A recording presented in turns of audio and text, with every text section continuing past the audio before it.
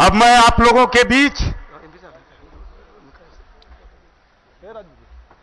नीतीश कुमार जिंदाबाद, नीतीश कुमार जिंदाबाद।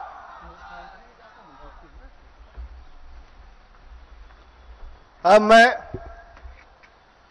बिहार सरकार के मुख्यमंत्री परम आदरणीय नीतीश कुमार जी से आग्रह करूंगा कि आए और हम सबों को अपना मार्गदर्शन करने का कष्ट करें।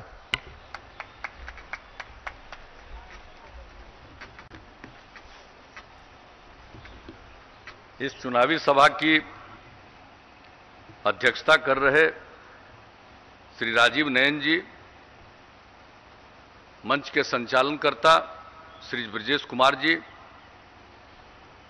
राष्ट्रीय जनतांत्रिक गठबंधन एनडीए और जनता दल यूनाइटेड के सुयोग्य उम्मीदवार श्री राहुल कुमार जी, इस कार्यक्रम में उपस्थित प्रदेश जनता दल यू के कार्यकारी अध्यक्ष श्री अशोक चौधरी जी, जहानाबाद के माननीय सांसद श्री चंदेश्वर प्रसाद चंद्रवंशी जी, माननीय पूर्व सांसद जगदीश शर्मा जी, भारतीय जनता पार्टी के जहानाबाद जिला के अध्यक्ष श्री सुरेश शर्मा जी, जनता दल यूनाइटेड के जहानाबाद जिला के अध्यक्ष श्री चंदेश्वर बिंद जी,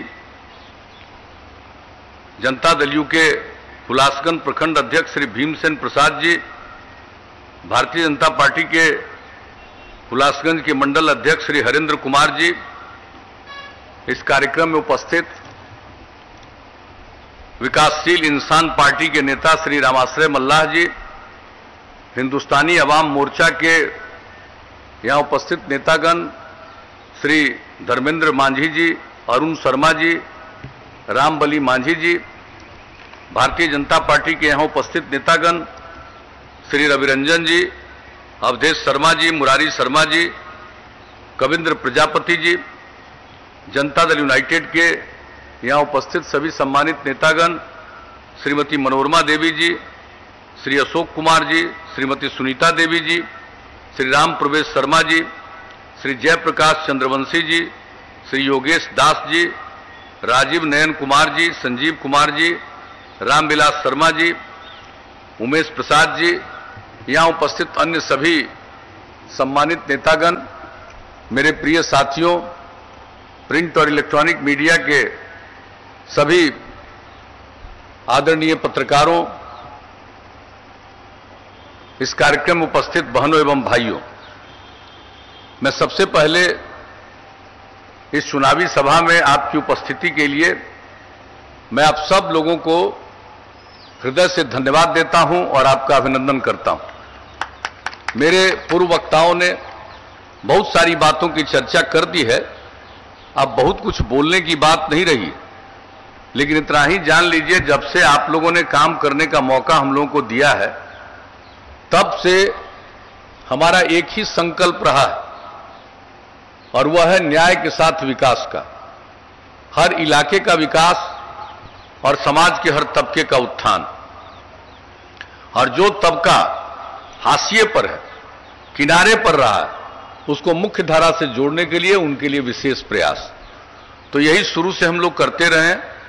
अब कोई इलाका ऐसा नहीं है जिसकी कोई उपेक्षा की गई, समाज का कोई तबका नहीं है जिसकी उपेक्षा की गई हो, सबके लिए काम किया गया। और ठीक ही कहा, आप सब लोगों को तो मालूम है भाई, हम लोगों के आने के पहले क्या हाल था बिहार का, खास करके इन इलाकों का क्या हाल था। शाम के बाद किसी को घर से बाहर निकलने की हिम्मत थी? कितनी घटनाएं घटती थी, सामूहिक नरसंहार का, लोग धन लेने के लिए जो अपहरण करते थे, सांप्रदायिकता, सांप्रदायिक दंगा, कितना सब कुछ होता रहा। लेकिन जब आप लोगों ने काम करने का मौका दिया तो हम लोगों ने कानून का राज कायम किया, जंगल राज से मुक्ति दिलाई, कानून का राज कायम किया। वैसे तो समाज में कुछ न कुछ लोग होते ही हैं, मनुष्य का स्वभाव है, बाएं दाएं इधर उधर गड़बड़ी करता है, तो कुछ लोग तो गड़बड़ करते रहेंगे। लेकिन आम तौर पर जरा देख लीजिए किस तरह से समाज में भावना का माहौल पैदा हुआ है, प्रेम का, भाईचारे का माहौल पैदा हुआ है। उस तरह का न दंगा, न उस तरह का नरसंहार, ये सब घटनाएं नहीं हुई है। सबको नियंत्रित किया गया, कानून का राज कायम किया गया। और आपको मालूम है जितनी घटनाएं घटती थी, और अब आप देख लीजिए जो लगभग हर साल केंद्र सरकार के द्वारा हर राज्य के अपराध के आंकड़े प्रकाशित किए जाते हैं। इस बार 2018 तक का प्रकाशित हुआ, और सबसे हाल में जो 2018 का अपराध का आंकड़ा प्रकाशित हुआ है, उस आंकड़े को देखिए तो बिहार इतनी बड़ी आबादी का और इतना बड़ा राज्य अपराध के मामले में 23वें नंबर पर चला गया इस देश में। यह जान लीजिए, अपराध को इतना नियंत्रण किया गया। विकास का काम हम लोगों ने किया, विकास का दर बढ़ा, सब कुछ हुआ है। 12.8% प्रति वर्ष विकास का दर है। प्रति व्यक्ति आय में वृद्धि 10.5% है। ये काम हम लोग करते रहे, और समाज में जो उपेक्षित तबका है उसके विकास के लिए जो काम किया। बताइए, महिलाओं को लोग, महिलाओं पर ध्यान देते थे? कितनी कम महिलाएं जनप्रतिनिधि होती थी। जब काम करने का मौका मिला, हम लोगों ने पहला कानून बनाया, और 2006 में चुनाव हुआ पंचायती राज संस्थाओं का, और 1 साल के बाद नगर निकायों का। हम लोगों ने प्रावधान किया पंचायती राज संस्थाओं में, नगर निकायों में महिलाओं के लिए 50% का आरक्षण, अनुसूचित जाति 16%, अनुसूचित जनजाति 1%, और अति पिछड़े वर्ग के लोग कितने जनप्रतिनिधि नाम मात्र के होते थे, उनके लिए 20% का आरक्षण। तो ये सब काम किया। आप देखिए, 3 बार चुनाव हो चुका, कितनी बड़ी संख्या में सभी तबके के लोग जनप्रतिनिधि के रूप में आए, और महिलाएं कितनी बड़ी संख्या में, कितनी महिलाएं आगे बढ़ी हैं, नेतृत्व कर रही हैं समाज का। और हमारा शुरू से यह ख्याल है कि अगर पुरुष के साथ महिलाएं काम करेंगी, मिलकर काम करेंगी, तभी समाज आगे बढ़ेगा। और लोग पहले काम करने का मौका कहां दिए? हम लोगों ने महिलाओं के लिए जो काम किया, लड़कियां कम पढ़ती थी। आप जानते हैं, हम तो 5वीं कक्षा तक प्राइमरी स्कूल की बात कर रहे हैं, इसमें भी 12.5% लोग स्कूल के बाहर रह जाते थे। और उसको हमने देखा कि ये कौन बच्चे और बच्चियां बाहर हैं। तो जो आकलन किया तो पता चला कि सबसे ज्यादा स्कूल के बाहर चाहे महादलित परिवार के लड़के लड़कियां या अल्पसंख्यक समुदाय की लड़के लड़कियां। और उन लोगों को स्कूल तक पहुंचाने के लिए हम लोगों ने जो टोला सेवक, तालीमी मरकज, स्वयंसेवक का इंतजाम किया, 30,000 लोगों की मदद से बाहर आगे पढ़ा करके स्कूल तक पहुंचा दिया। और अब जान लीजिए, बहुत कम, न के बराबर, 0.5% से भी कम कोई अब स्कूल के बाहर है। लड़कियां कितना कम थी। गरीबी के कारण तो लोग अपनी बेटियों को मिडिल स्कूल में भी नहीं भेजते थे, क्योंकि उसके लिए जो उसको कपड़ा चाहिए, बहुत परिवारों की यह स्थिति थी कि उसको कपड़ा दे नहीं पाते थे, नहीं भेजते थे अपनी बेटियों। हम लोगों को जब काम करने का मौका मिला, पोशाक की योजना, लड़कियां कितना बढ़ गई मिडिल स्कूल में। और हमको लगा कि खाई मिडिल स्कूल तक पढ़ाएंगे। हाई स्कूल का देखा, इतने बड़े राज्य, इतनी बड़ी आबादी, और 9वीं क्लास में पढ़ने वाली लड़कियों की संख्या मात्र 1,70,000, उससे भी कम। और हम लोगों ने साइकिल योजना की शुरुआत कराई। क्या स्थिति बढ़ी है, लड़कियों में कितना आत्मविश्वास आया। और अब जानते हैं, अब लड़का लड़की की संख्या लगभग बराबर मिडिल स्कूल में। और इस बार जो मिडिल स्कूल कह रहे हैं, हाई स्कूल में, और इस बार जो मैट्रिक की परीक्षा हुई, इसमें लड़कियों की संख्या इस बार लड़कों से भी थोड़ा थी। आप समझ लीजिए, मैट्रिक की परीक्षा में। अब आप सोच सकते हैं कि अब हाई स्कूल में भी लड़का लड़की बराबर। सब तरह का काम हम लोगों ने किया। महिलाओं के उत्थान के लिए जो हम लोगों ने जीविका समूह का गठन किया, विश्व बैंक से कर्ज लेकर के हम लोगों के पहले जिनको काम करने का मौका मिला 15 साल तक, क्या किया इन लोगों ने? क्या किया? महिलाओं को आगे बढ़ाने के लिए क्यों नहीं काम किया? अंदर गए, पत्नी को गद्दी पर बैठा दिया, लेकिन महिलाओं के लिए तो कोई काम किया नहीं। पूरे देश में स्वयं सहायता समूह, लेकिन बिहार में न के बराबर। हम लोगों ने वर्ल्ड बैंक से कर्ज लेकर के जीविका समूह का गठन किया, स्वयं सहायता समूह, और इतना बढ़िया स्वयं सहायता समूह बनाया। 10 लाख का लक्ष्य रखा, पूरा हो गया। 1 करोड़ 20 लाख से ज्यादा महिलाएं अब जीविका समूह की अंग हैं। और कितना उनमें जागृति आई है, कितनी महिलाएं आगे बढ़ रही हैं। हमको तो मौका मिला, जब हमें काम कर रहे थे, गया में आकर के हम बातचीत कर रहे थे जीविका समूह की महिलाओं के साथ। हमने सोचा इनको हम कुछ बताएंगे, लेकिन हम क्या बताते, पढ़ी लिखी महिलाएं नहीं थी। लेकिन जिनको सब चीज का जानकारी हो गई, हर चीज का एहसास हो गया, बैंक वगैरह में कैसे काम होता है, क्या होता है, मुझे बहुत आत्मसंतोष का भाव हुआ कि ये बहुत बड़ा काम और बहुत अच्छा काम। उसके बाद हमने इसको और बढ़ा दिया, तब 10 लाख की संख्या हो गई। तो सबके उत्थान के लिए आपको हमने बता दिया, हर तबके के उत्थान के लिए हम लोगों ने काम किया, हर इलाके के विकास के लिए काम किया। क्या हालत था पहले, स्कूल अस्पताल कितनी संख्या में उसका निर्माण कराया गया, शिक्षकों की बहाली, ये सब तो किया ही, लेकिन क्या हाल था, सड़क वड़क की कोई स्थिति थी। हम लोगों ने जिस तरह से सड़कों का निर्माण कराया, हर गांव को सड़क से जोड़ने का काम चला दिया, अब लगभग वो भी पूरा। और अब की स्थिति कैसी हो गई, विकास का भी दृश्य देखिए, जिसका हमने चर्चा कर दिया। तो हर क्षेत्र में हम लोगों ने काम किया, पहला बार काम किया, उससे भी ज्यादा दूसरा बार, इस बार तो उससे भी ज्यादा काम कर रहे हैं। लोगों को पता नहीं चलता है, लोग मजाक उड़ाते हैं, यहां पहला 5 साल तक कुछ किया था। अरे तो पहला 5 साल किया, उसके बाद काम नहीं करते तो घर में सड़क पहुंचता। और क्या हमने कहा था, बिजली की स्थिति में सुधार नहीं लाएंगे।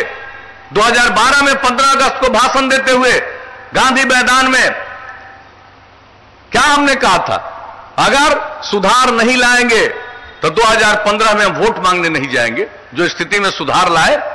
और उसके बाद हमने तय किया हर घर तक बिजली पहुंचाएंगे, जो 7 निश्चय का फैसला हम लोगों ने किया। और आपको मालूम है 2018 के दिसंबर का लक्ष्य था, 2018 के अक्टूबर तक हम लोग पहुंचा दिए हर घर बिजली। अब कितनी बिजली आ गई, और अब और कितने लोग अपने यहां और बिजली ले रहे हैं। 15 साल मौका मिला लोगों को काम करने का। अब बिजली की खपत क्या थी, मात्र 700 मेगावाट, और अब बिजली की खपत 6000 मेगावाट से भी ज्यादा है। अब सब जगह हम लोग बिजली पहुंचा रहे। कौन काम, हर घर नल का जल, 83% काम हो गया। महीना 2 महीना में बाकी काम पूरा हो जाएगा। हर घर तक पक्की गली और नाली का निर्माण, पूरे देश की योजना हर घर शौचालय, यहां भी लगभग काम पूरा। और हम बराबर 2008-9 से हम कहते रहे, जहां भी हम जाते रहे, कि अगर खुले में शौच से मुक्ति मिल जाए और पीने के लिए स्वच्छ पानी मिल जाए, तो आज जितनी बीमारी होती है 90% बीमारियों से छुटकारा मिलेगा। और इसलिए अब हर घर में शौचालय, खुले में शौच से मुक्ति और पीने के लिए स्वच्छ पानी, तो बहुत तरह की बीमारी से लोग वंचित होंगे। तो ये काम हम लोग कर दिए। आप बताइए, युवाओं के लिए कितना काम किया। कहां थे, इंस्टीट्यूशन नहीं थे। हर जिला में इंजीनियरिंग कॉलेज, हर जिला में पैरामेडिकल संस्थान, हर जिला में पॉलिटेक्निक संस्थान, हर जिला में महिला ITI, हर जिला में GNM संस्थान, हर अनुमंडल में ANM संस्थान, हर अनुमंडल में ITI। ये पूरे बिहार में किया हम लोगों ने। अनेक जगहों पर तो बिल्डिंग तक भी बन के तैयार। एक एक काम और पढ़ने की कितनी सुविधा। लोगों को, बहुत लोगों को पढ़ने के लिए बाहर जाना पड़ता था। और आपको हम बताएं, इसका अनुभव है, जब हम केंद्र में थे मंत्री, रेल मंत्री थे, हम कहीं भी सब जगह जाते रहते थे, कहीं भी बाहर जाते थे, बाहर हमको नौजवान बहुत सामने खड़ा मिलता था। हम पूछते थे, कहिए, कहता था जी हम बिहार के रहने वाले हैं, जरा ट्रेन का इंतजाम यहां से भी कर दीजिए ताकि हम लोग बिहार अपना पहुंच जाए। ये हम उस समय से देख रहे हैं, कितने लोगों को हर तरह की पढ़ाई के लिए बाहर जाना पढ़ता था। पढ़ाई के लिए कोई काम किया, हम लोगों ने इतनी संस्थाओं की स्थापना की और कहा जो गरीब परिवार के लोग हैं अपने बच्चों को आगे नहीं पढ़ाएंगे, उनको पढ़ने के लिए हम लोगों ने स्टूडेंट क्रेडिट कार्ड योजना के अंतर्गत 4 लाख रुपए की मदद देने का काम शुरू किया। इसका लाभ लोग लेने लगे और जो आगे नहीं पढ़ेगा, काम की तलाश में घर के बाहर निकलता है, वैसे लोगों को भी 2 साल तक हर महीना 1000 रुपए की सहायता देना। और कोई आगे नहीं पढ़ेगा, उसको कम से कम कंप्यूटर पर काम करना नहीं आएगा तो कोई काम नहीं मिलेगा। तो इसके लिए कुशल युवा कार्यक्रम में हम लोगों ने जो प्रशिक्षण देना शुरू किया, कंप्यूटर पर काम सीखो, कैसे बातचीत किया जाता है यह जानो, कैसा व्यवहार किया जाता है यह जानो। 10 लाख से ज्यादा युवक और युवतियों ने उसका प्रशिक्षण अब तक लिया। यह सब काम तो चलता रहेगा। और जो हमने बता दिया ये सारा काम, ये सब काम हम लोग करवा रहे हैं। महिलाओं को 35% का आरक्षण सरकारी सेवाओं में, और उसके पहले पुलिस बल में भी महिलाओं को आरक्षण दिया। पहले महिलाएं दिखती थी पुलिस बल में, अब आप जहां जाइएगा वहां आपको महिलाएं पुलिस बल में दिखेंगी। अब बिहार में जितनी महिलाएं पुलिस बल में दिखती हैं, शायद ही किसी दूसरे राज्य में इतनी महिलाएं पुलिस बल में है। तो हम लोग हर जगह उत्थान के लिए काम कर रहे हैं। तो अब तक तो इतना काम किया, और सब चीज के अनुरक्षण का काम खाली सड़क और पुल पुलिया बनाना नहीं है, उसको ठीक ढंग से रखना, मेंटेन करना, उसका अनुरक्षण करना, इसका हम लोगों ने सब कुछ इंतजाम किया है। और आगे मौका दीजिएगा तो हम लोग तो आगे और काम करेंगे। हमने तो मन बना लिया, अगर आगे मौका दे दीजिएगा तब तो हम लोगों ने हर घर बिजली दे दिया ना। अब उसके बाद हर गांव में सोलर स्ट्रीट लाइट हर गांव में लगवा देंगे, ताकि रात में घर का बिजली बंद कीजिए और बाहर पूरा का पूरा उजाला रहेगा, अंधेरा नहीं रहेगा किसी भी गांव में। यह काम हम करेंगे।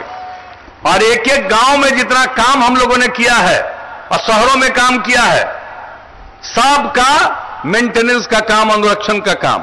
और सबसे बड़ी बात है, गांव हो या शहर, साफ सफाई का काम, ताकि पर्यावरण पर किसी तरह का संकट नहीं उत्पन्न हो, और दूसरा लोगों को किसी तरह की बीमारी न हो। इसके लिए हम लोग हर तरह से साफ सफाई का काम करवाएंगे और बेहतर ढंग से। तो ये सब काम तो हम करेंगे ही, सब कुछ करेंगे। और एक बात आपको और बता देते हैं, हम युवक युवतियों के पढ़ाई के लिए तो इतनी दिलचस्पी लेकर काम करते रहते हैं, लेकिन आजकल दुनिया में टेक्नोलॉजी का इतना विकास हो रहा है, नई तकनीक इतना बढ़ता जा रहा है। अगर हमारे युवक और युवतियों को तकनीक के बारे में, तकनीकी चीजों के बारे में समझ और जानकारी और उसका प्रशिक्षण नहीं होगा तो काम नहीं कर पाएंगे, उनकी अच्छी आमदनी नहीं होगी।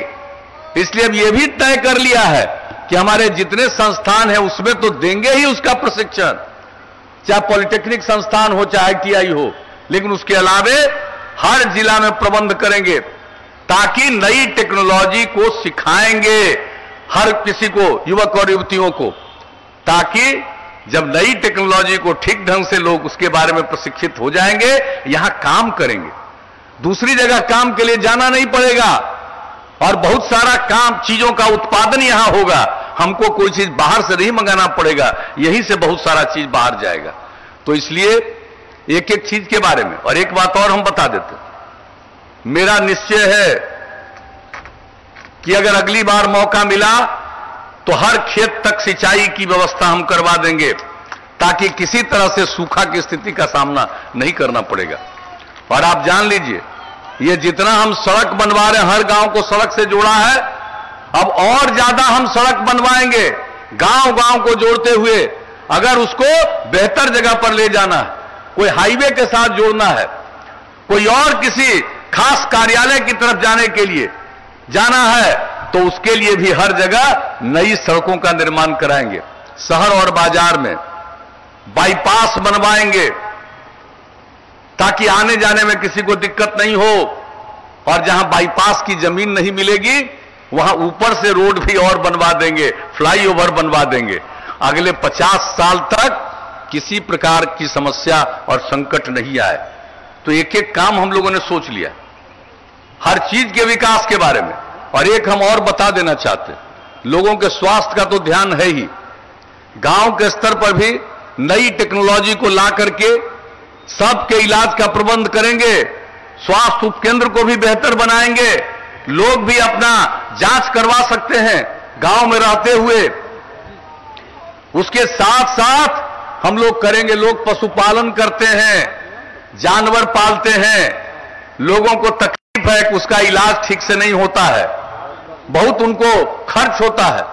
हमने ये भी सोच लिया है कि 8 से 10 ग्राम पंचायतों में हम पशु चिकित्सालय भी बनाएंगे और नई टेक्नोलॉजी का प्रबंध ऐसा किया जाएगा, किसी का अगर जानवर भी बीमार है तो तत्काल उसके माध्यम से सूचित कर देंगे, चिकित्सालय में उनका इलाज करने आएगा और जो पशुओं के इलाज के लिए जो दवा की जरूरत होगी वो राज्य सरकार ही प्रबंध कर देगी, ताकि पशुपालन में भी और वृद्धि हो, तो लोगों की आमदनी बढ़े।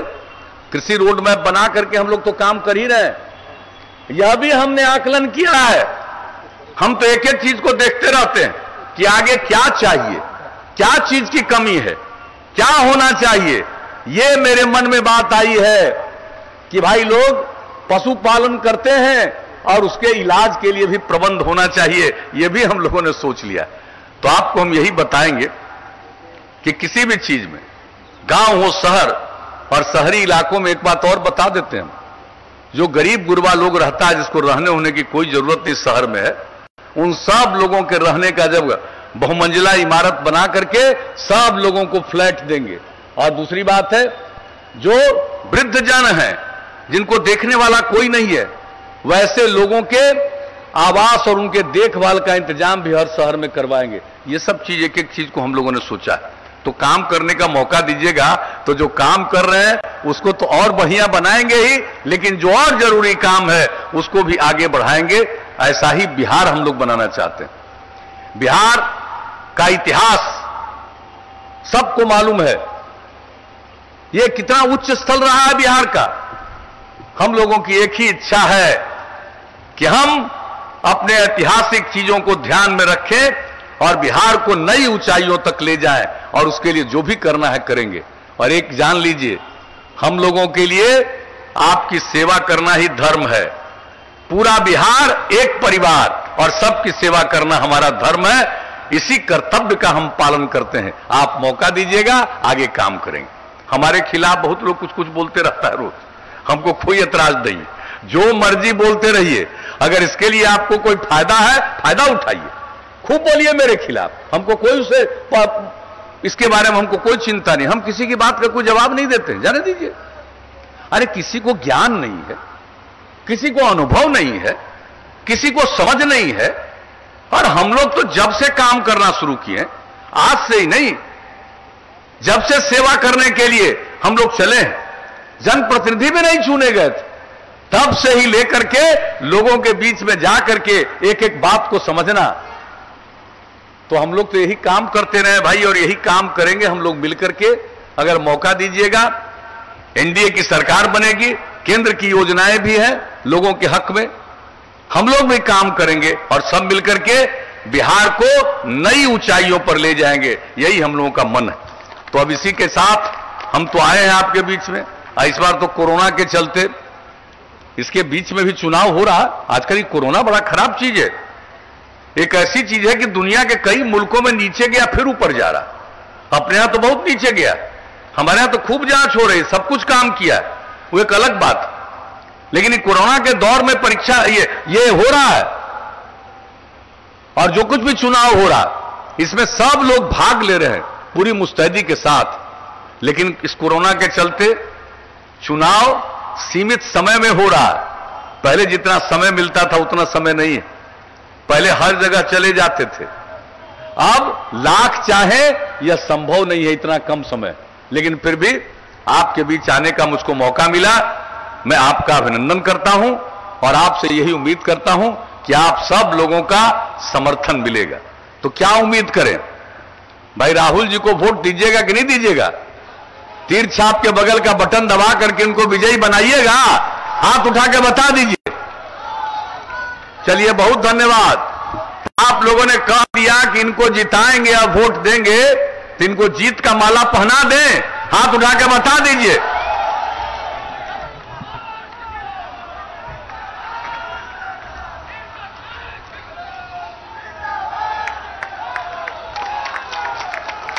तो आप लोगों की सहमति से हमने इनको जीत का माला भी पहना दिया।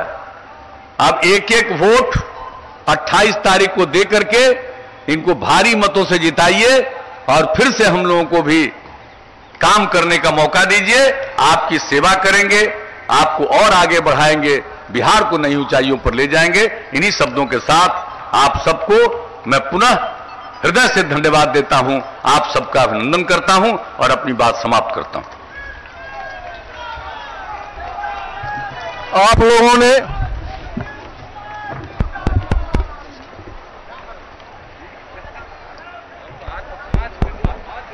लोगों ने माननीय मुख्यमंत्री जी की बातों को सुना। तो 28 तारीख को